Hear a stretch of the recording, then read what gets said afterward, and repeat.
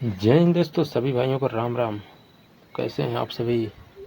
आशा करता हूँ आप सभी अच्छे ही होंगे। तो दोस्तों, आज हम लोग इस वीडियो में बात करेंगे आरआरबी ग्रुप डी का जो रेलवे ग्रुप डी का जो फॉर्म है, आप सभी अप्लाई कर चुके होंगे और उसके एग्ज़ाम की डेट जल्द से जल्द घोषित कर दी जाएगी। और उसमें बात करें कि इसमें हम बायोलॉजी पढ़ेंगे, साइंस सब्जेक्ट में जिसमें आता है दोस्तों 25 नंबर का साइंस आएगा। उसमें बायोलॉजी का भी बहुत महत्वपूर्ण योगदान रहता है। और अग्निवीर जीडी, इसमें भी दोस्तों बायोलॉजी से भी क्वेश्चन पूछते हैं। तो आप दोनों एग्ज़ाम के लिए इस वीडियो को देख सकते हैं, आपके लिए बहुत ही इम्पोर्टेंट रहेंगे।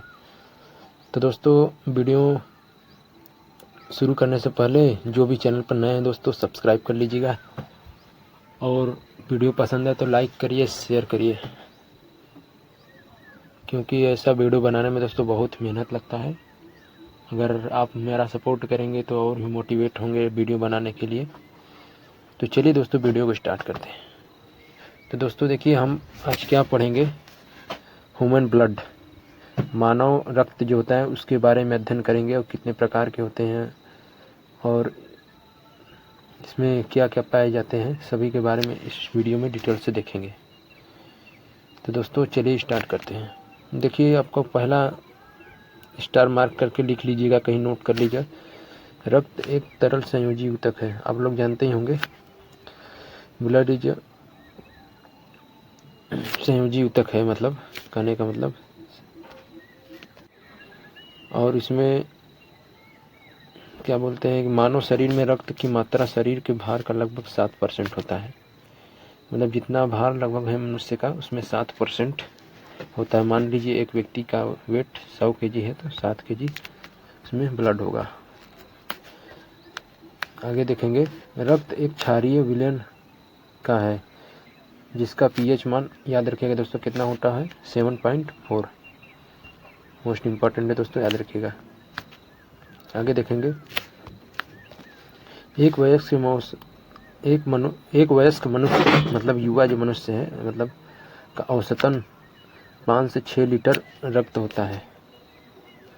5 से 6 लीटर मनुष्य में रक्त पाया जाता है। और महिलाओं में पुरुषों की तुलना में क्या देखिए, ½ लीटर कम पाया जाता है। और देखेंगे आगे, रक्त में दो प्रकार के पदार्थ पाए जाते हैं। रक्त में दोस्तों 2 प्रकार के पदार्थ पाए जाते हैं, याद रखिएगा क्या क्या है। एक प्लाज्मा होता है और एक क्या होता है, रुधिराणु, ब्लड कॉर्पुलस।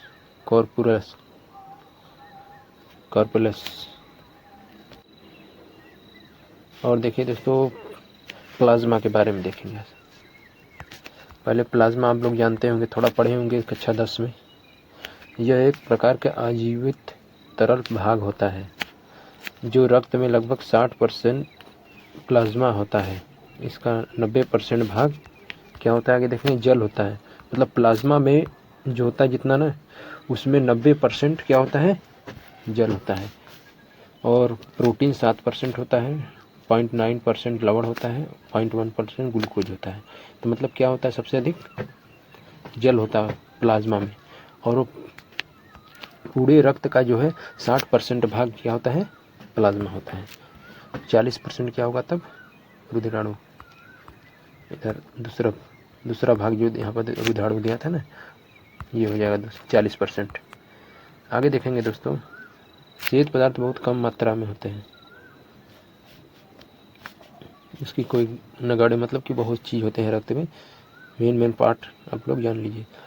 प्लाज्मा देखिए क्या कार्य करता है शरीर में जाकर, इस कोई है तो भाई उसका कोई काम जरूर से होगा, क्यों नहीं। तो दोस्तों देखिए, पढ़ेंगे क्या दिया है। पचे हुए भोजन एवं हार्मोन शरीर का संवाहक प्लाज्मा के द्वारा ही होता है।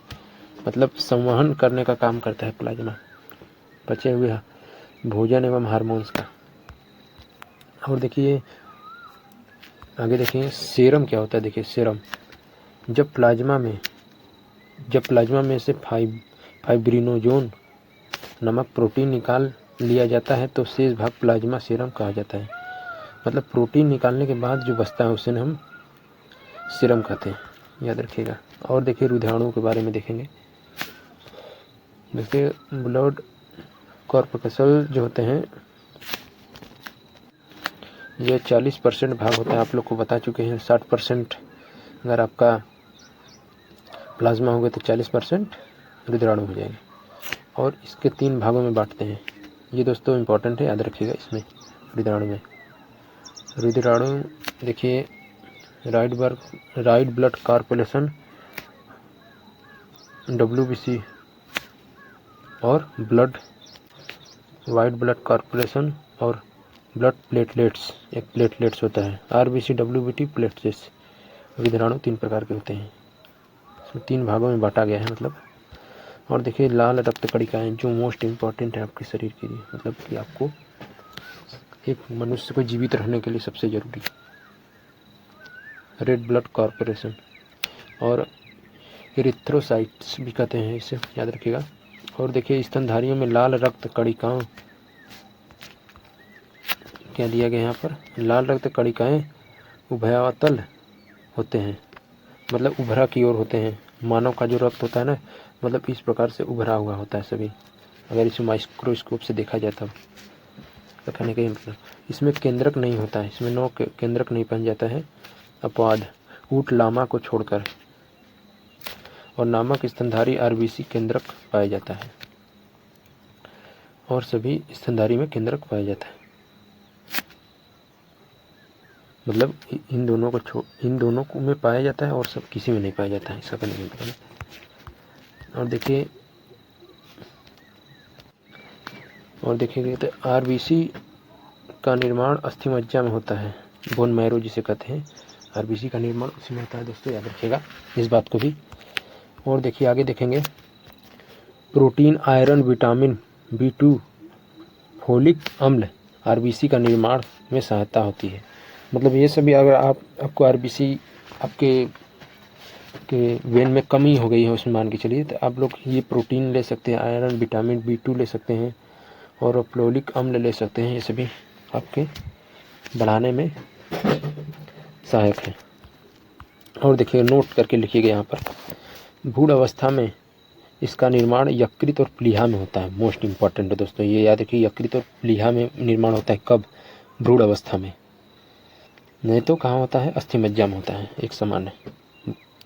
अगर भ्रूण अवस्था है तो उसका निर्माण कहाँ होगा? यकृत और प्लीहा में।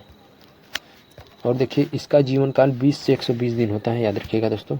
ये लगातार 20 से 120 दिन के अंदर सभी के सभी नष्ट हो जाते हैं और नया RBC उत्पन्न हो जाते हैं। मतलब कि हमेशा बनते रहते हैं, नया उत्पन्न होते रहते हैं, ऐसे ही होता है।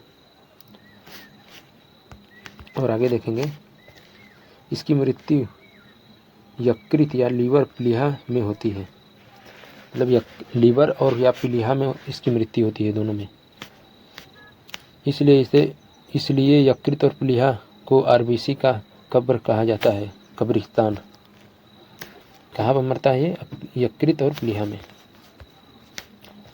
इसमें हीमोग्लोबिन होता है दोस्तों, मोस्ट इम्पॉर्टेंट। इसमें हीम नामक रंजक होता है, इसके कारण रक्त का रंग लाल होता है। रक्त का लाल किसके कारण होता है? हीमोग्लोबिन के कारण। मोस्ट इम्पॉर्टेंट, ये भी याद रखिएगा।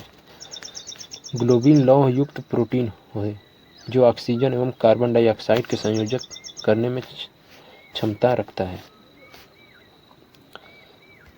आगे देखेंगे, हीमोग्लोबिन में पाए जाने वाले लौह यौगिक हिमेटिन है। जो उसमें पाए जाते हैं लौह यौगिक हिमेटिन है। और देखेंगे दोस्तों, RBC का मुख्य कार्य, आप लोग को पता होगा दोस्तों। RBC का मुख्य कार्य पहले पढ़े होंगे, नहीं जानते तो दोस्तों जान लीजिए। इसकी मोस्ट इम्पोर्टेंट, शरीर के हर कोशिका के ऑक्सीजन पहुंचाते और एवं कार्बन डाइऑक्साइड को वापस लाना। मोस्ट इम्पॉर्टेंट दोस्तों, इसीलिए आपको बताए थे कि इसके बिना जीवन नहीं जिया सकता, क्योंकि ऑक्सीजन को पहुंचाएगा किसने? इसका काम है RBC का। और उसमें जो हीमोग्लोबिन होता है वही रक्त को पकड़ता है, ऑक्सीजन को, और पकड़कर कार्बन डाइऑक्साइड वहाँ फेफड़े तक पहुंचाता है, वहाँ से लेकर अपना कार्बन डाइऑक्साइड लेकर बाहर छोड़ देता है। इसका काम मुख्य कार्य यही है। अगर आपकी हीमोग्लोबिन की कमी हो जाएगी तो आपको सांस लेने में दिक्कत होगी और आपके ऑक्सीजन की मात्रा में भी कमी आ जाएगी, जिससे व्यक्ति की मृत्यु भी हो सकती है। हीमोग्लोबिन की कमी होने के कारण रक्तक्षीणता का रोग हो जाता है। वही बताया ना अभी जो बताया, रक्तक्षीणता उसे कहते हैं एनीमिया। मतलब उसमें रक्त की कमी, हीमोग्लोबिन की कमी हो जाती है, व्यक्ति को सांस लेने में दिक्कत होने लगता है, उसमें ऑक्सीजन की कमी हो जाती है। कोई सांस नहीं लेगा दोस्तों कैसे जिएगा, अपना कैसे भोजन बनाएगा। और देखेंगे सोते वक्त आरबीसी 5% कम हो जाता है एवं जो लोग इतना मीटर की ऊंचाई होते हैं उसमें 30% की वृद्धि हो जाती है। क्यों वृद्धि होती है आपको पता होना चाहिए, इसलिए वृद्धि हो जाती है दोस्तों क्योंकि ऊंचाई पर दोस्तों ऑक्सीजन की कमी होती है। अगर ऑक्सीजन की कमी है तो वहाँ पर आपको जो आरबीसी में हीमोग्लोबिन है उसकी मात्रा बढ़ानी पड़ेगी, तभी न पर्याप्त ऑक्सीजन मिल पाएगा दोस्तों, इसी कारण। और सोते वक्त दोस्तों क्यों कम हो जाती है, सोते वक्त इसलिए कम हो जाती है कि दोस्तों कोई कार्य नहीं करता रहता है, व्यक्ति एकदम रेस्ट रहता है, उस समय ऑक्सीजन की आवश्यकता कम होती है उसको, इसलिए कम होती है। आप दौड़ते हुए जाएंगे तो उसमें हीमोग्लोबिन की मात्रा ज़्यादा चाहिए, थोड़ी आरबीसी जो है उसमें। आगे देखेंगे आरबीसी की संख्या हीमोसाइटोमीटर से ज्ञात की जाती है। आप डॉक्टर के पास जाएंगे आरबीसी की संख्या ज्ञात करने के लिए, आपको हीमोसाइटोमीटर के द्वारा ज्ञात की जाती है कितनी हीमोग्लोबिन की मात्रा है आपके अंदर पता करने के लिए। तो दोस्तों आगे देखेंगे, नोट करके एक लिख लीजिएगा, लिखना होगा तो। थैलेसीमिया रोग लाल रुधिकाणु में नहीं बनते हैं। थैलेसीमिया जो रोग है इसमें लाल रुधिकाणु में नहीं बनते हैं, याद रखिएगा। और देखिए अब दूसरा पार्ट हम पढ़ेंगे, किसमें पढ़ना है दोस्तों, श्वेत रक्त कणिका, वाइट ब्लड कॉर्पोरेशन। ये किसमें पढ़ रहे हैं, आपका एक बिम्बाणु, क्या बोलते हैं उसको,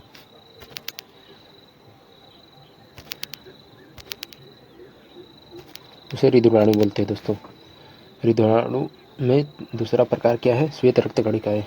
और इसमें हम पढ़ेंगे इसे ल्यूकोसाइड भी कहते हैं दोस्तों, याद रखिएगा। आकार और रचना में यह अमीबा के समान होता है, किसके समान, अमीबा जैसे होता है नहीं दोस्तों, वह इसके समान होता है। ये इसका केंद्रक रहता है, मतलब केंद्रक पाया जाता है इसमें, किसमें, डब्ल्यूबीसी में। आगे देखेंगे इसका निर्माण भी अस्थि मज्जा में होता है और लिम्फ नोड और कभी कभी यकृत में एवं प्लीहा में भी हो जाता है। आगे देखेंगे इसका जीवन काल 2 से 4 दिन होता है। उसका कितना था दोस्तों, 20 से 120 दिन, और इसका 2 से 4 दिन बस होता है, मतलब इसका जीवन काल बहुत कम होता है दोस्तों। सोच लीजिए 2 से 4 दिन में नए बनते हैं, कितने डब्ल्यूबीसी बनते हैं, कितने घट जाते हैं, ख़त्म हो जाते हैं, कितने नए आते हैं। इसकी मृत्यु काल इतनी होती है। और आगे देखेंगे इसका मुख्य कार्य शरीर के भागों को संक्रमण से बचाना होता है। ये जो होता है दोस्तों डब्ल्यूबीसी, ये हमारे रोगों से लड़ने का काम करता है। अगर आपको बुखार आ गया तो दोस्तों ये जो है तो वहाँ पर डब्ल्यूबीसी कार्य करता है, उन रोगाणुओं से लड़ने का काम करता है और उनसे हमें रक्षा प्रदान करता है। आप देखे होंगे कि अगर आपको बुखार आए तो आपका शरीर जो है हीट क्यों हो जाता है, हीट क्यों हो जाता है दोस्तों, आप दिमाग लगाइए। ये जो होते हैं बाहर के संक्रामक वायरस जो होते हैं आपके शरीर के अंदर प्रवेश कर जाते हैं, और ये डब्ल्यूबीसी जो है इधर से जाता है, उसके साथ फाइट करता है। डब्ल्यूबीसी जो है इसके साथ फाइट करता है, फाइट करते करते करते करते बहुत ज़्यादा, अगर कोई चीज़ लड़ेगा तो गर्म भी होंगे, इस प्रकार से याद रखते हैं, मतलब हीट पैदा होगी वहाँ पर, बहुत लड़ते लड़ते उसमें अंदर हीट पैदा होती है। वही हीट आपको ऊपर दिखाई देता है शरीर के त्वचा के ऊपर। तो दोस्तों समझ गए होंगे। आगे देखेंगे डब्ल्यूबीसी का सबसे अधिक भाग 60 से 70% न्यूट्रोफिल कणिकाएं बना रहता है। 70% न्यूट्रोफिल होता है दोस्तों इसमें। आगे देखेंगे न्यूट्रोफिल कणिकाओं रोगाणुओं एवं जीवाणुओं का भी भक्षक रहता है, मतलब रोगाणुओं भी जीवाणु का भी भक्षक काम करते हैं, मतलब कि उसको ग्रहण कर खत्म कर देते हैं उसको खाकर। अगला पार्ट देखते हैं दोस्तों वीडियो पसंद आए तो लाइक करिएगा। रक्त बिम्बाणु जिसे ब्लड प्लेटलेट्स कहते हैं, प्लेटलेट्स आप लोग पढ़े होंगे कि आपका प्लेटलेट्स कम हो गया है, देखे होंगे डॉक्टर, अगर आपको बुखार है कुछ भी है तो प्लेटलेट कैसे कम होता है और इसके बारे में सभी एकदम डिटेल्स के बारे में देखेंगे दोस्तों। ये एक मनुष्य एवं अन्य स्तनधारियों के रक्त में पाया जाता है। आगे देखें, इसमें केंद्रक नहीं होता है, इस कारण निर्माण अस्थिमज्जा में होता है। आगे देखेंगे, इसका जीवन काल 3 से 5 दिन केवल होता है दोस्तों। इसकी मृत्यु प्लीहा में होती है। इसका मुख्य कार्य रक्त में थक्का बनाने में मदद करता है। आपका अगर कहीं अगर ब्लड आपको चोट लग गई, वहाँ से ब्लड निकलने लगा दोस्तों, तो ये जो है वहाँ पर अगर ये अगर आपके कमी नहीं है प्लेटलेट्स की, तो आपका थक्का जो है मतलब कि ब्लड जो है बंद हो जाएगा अपने आप बिना कुछ किए। ये नहीं कि आपका एक वेन ही ख़त्म हो गया तो वो ब्लड रुके रहे कम होगा, ऐसा बात नहीं है। थोड़ा चोट लगा रहेगा तो वेन नहीं टूटना है, मतलब वेट में कोई इफेक्ट नहीं पड़ना चाहिए, तो आपका ब्लड बंद हो जाएगा, हल्का लगना चाहिए। अगर आपको देखिए दोस्तों इसमें कमी पाई जाएगी तो मान के चलिए आपका रखा खून नहीं पटेगा, मतलब कि खून बहता ही जाएगा, बाहर बहता ही जाएगा। नोट, इस बात को याद रखिएगा दोस्तों, डेंगू ज्वर के कारण मानव शरीर में प्लेटलेट की कमी हो जाती है। डेंगू के कारण प्लेटलेट की कमी हो जाती है दोस्तों। आपको जो प्लेटलेट की एकदम पूरा मार के खा जाता है दोस्तों इसमें, इसीलिए व्यक्ति जो है एकदम एनर्जी ख़त्म हो जाती है उसकी। इसी कारण रक्त के कार्य देखते हैं दोस्तों। रक्त के कार्य बहुत सारे कार्य हैं आपके शरीर में, सबसे मोस्ट इम्पॉर्टेंट यही है शरीर को चलाने के लिए। शरीर में ताप का नियंत्रण, क्यों कहाँ बताए थे आपको, वहाँ पर बताए थे ताप का नियंत्रण कब करता है, मतलब कि कोई भी अंदर आने नहीं देता है। किसी प्लेटलेट का काम जो होता है लड़ने का होता है ना, अरे सॉरी WBC का लड़ता है और वहाँ पर हीट मेंटेन रखता है। कभी कभी लड़ते लड़ते गर्म भी हो जाता है, तो उसमें आपको बुखार के नाम से जाना जाता है। नॉर्मल कंडीशन में ताप नियंत्रण आता है। ये मत सोचिएगा कि वहाँ बुखार आ गया था कैसे ताप नियंत्रण बढ़ गया। तो देखिए, रोग की रक्षा करना, शरीर में रोग की रक्षा करना है तो बता दिए। और देखते हैं, शरीर के वातावरण को स्थायी बनाए रखना और घाव का भरना, रक्त का थ्रोम्बोसाइट्स। और देखते हैं आगे, O2 CO2, पचा हुआ भोजन, उत्सर्जित पदार्थ, हार्मोन संवहन करना। ये सभी भोजन का उत्सर्जन करना, CO2 का उत्सर्जन करना, O2 के अंदर लेना, हार्मोन संवहन करना, सभी कार्य करता है। और देखिए, लैंगिक वर्ण में सहायता करना तथा विभिन्न अंगों में सहयोग स्थापित करना। लैंगिक वर्ण में भी सहायता करता है और विभिन्न अंगों में सहयोग भी करता है दोस्तों, बहुत सारे, आपको दौड़ने में, सभी चीज़ में मतलब। तो ये दोस्तों लास्ट टॉपिक था दोस्तों। ऐसे वीडियो बनाने में दोस्तों बहुत ही मेहनत लगता है, टाइप करना, फिर इसको आपको बताना बहुत ही समय लग जाता है। समझ लीजिए 1 घंटा, आधा घंटा का वीडियो है तो मान के चलिए 2 घंटे तो लगेंगे ही दोस्तों। इसीलिए चैनल को सपोर्ट करिएगा दोस्तों। ऐसे वीडियो पाने के लिए अपने फ्रेंड के साथ शेयर कीजिएगा, ताकि ऐसे वीडियो बनाने में और अधिक मोटिवेशन मिल सके। तो चलिए दोस्तों, मिलेंगे नेक्स्ट वीडियो में, तब तक के लिए जय हिंद, जय भारत। सभी भाइयों को राम राम।